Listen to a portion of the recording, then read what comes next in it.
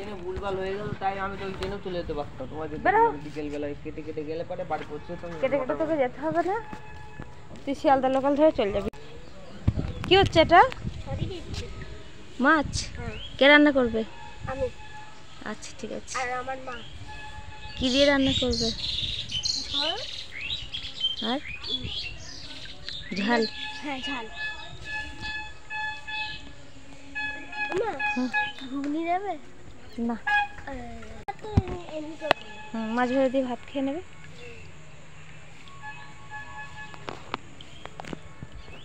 এই মাছটা ধুয়ে নাও, ধুয়ে নিয়ে গিয়ে ভেজে নেবে। হ্যাঁ, কতগুলো ছাড়ি দেখি দাও দাদা, আরো আছে কি? এটা কত ছাড়ি দাও। এনে নিয়ে যা, মাছটা নিয়ে যা। হয়ে গেছে ধোয়া?